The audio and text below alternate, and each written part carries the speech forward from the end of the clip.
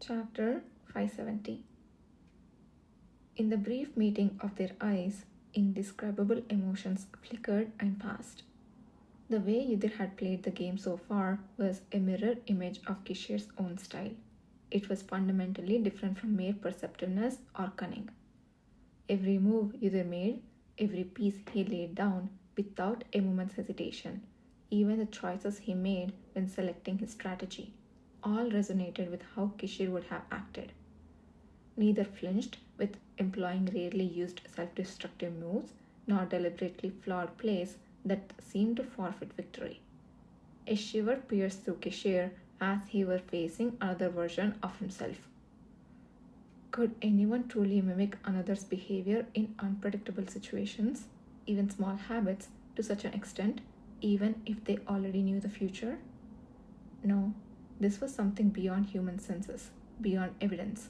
It was as if an old callus, formed over many years and perfectly melded to the body, had appeared. Therefore, this was neither the result of insight nor foresight. Things that couldn't be comprehended by logic alone amalgamated, spreading across the hexagonal board like a universe encapsulated in a small array of tiles. Kishir recalled the numerous surreal things he'd had since meeting Yither, and all the enigmatic remarks Yither had made. The moments when he understood with his heart, not his head, what it meant to desire a future. Those desires, ambitions, and the connections that no one else could see. Everything he couldn't figure out had set aside, or hadn't known, all mixed together in his thoughts. Each thought had originally been like a frail, thin thread, but as they all came together to form a single conclusion, those fragile threads twisted into a robust, unbreakable tapestry.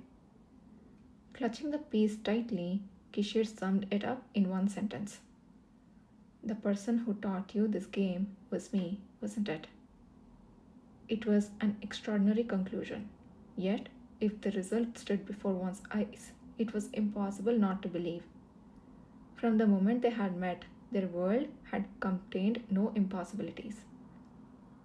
Yudhir put down his piece on the board in front of the waiting Kishir. Clack. Yes. In that moment, the gaps between Yudhir's white tiles perfectly closed, completing a beautiful formation.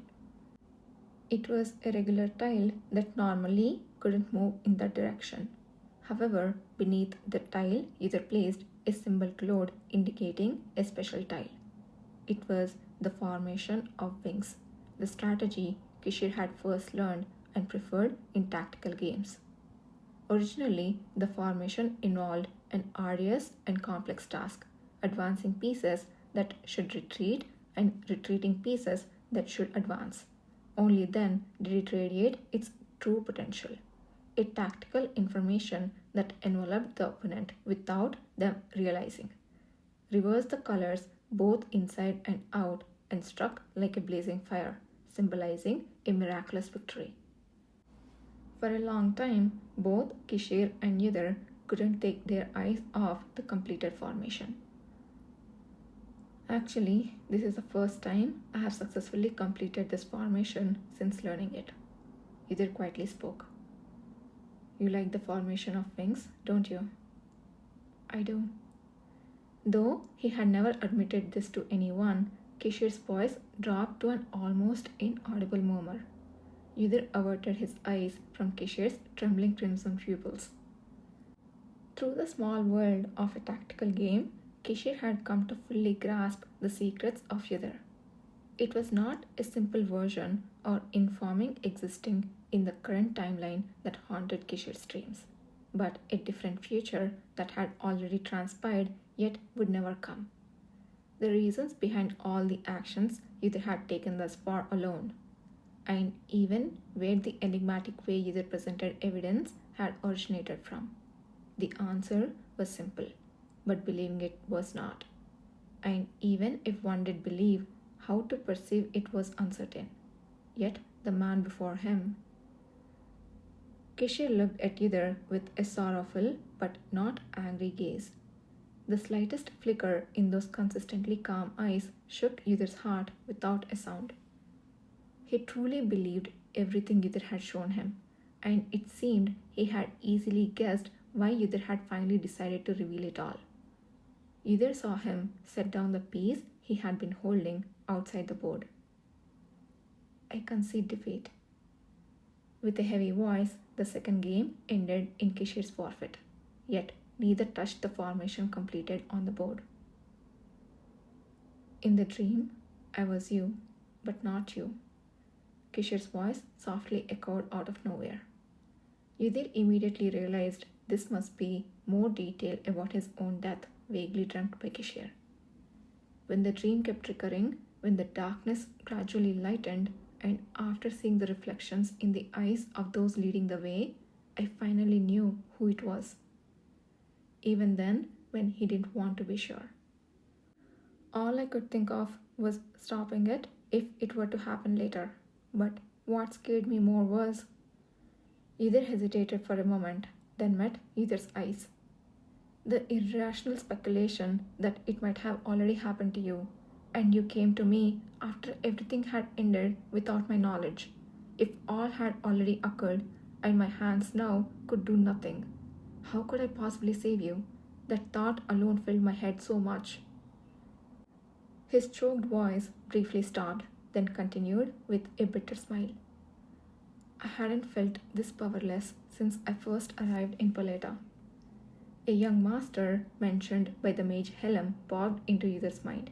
Even just a fragment of a story heard directly from Kishir's lips provided a suffocating sensation. You didn't seem to show it, Yudhir finally said. I was confident I could hide it, although it seems that's not working too well these days. Kishir responded, joking but without humor. Yudhir kept silent for a while before asking dryly. So, how do you feel now that you have finally found the answer?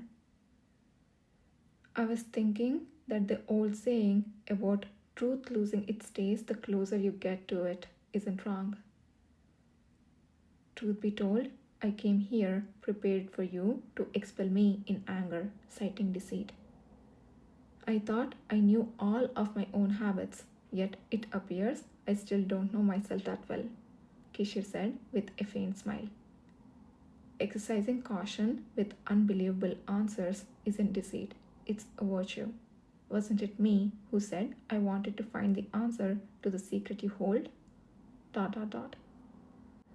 Of course, I'm angry, and it's incredibly painful, but that emotion isn't directed at you. How could it be? When he spoke those words, his eyes were colder and more distant than ever before. Yet that gaze vanished in an instant, leaving only a look of desperate yearning directed at Yudhir. There is only one answer I wish to convey to you, a gratitude for enduring all the moments leading to this answer, for standing in front of me, alive and breathing. Gratitude.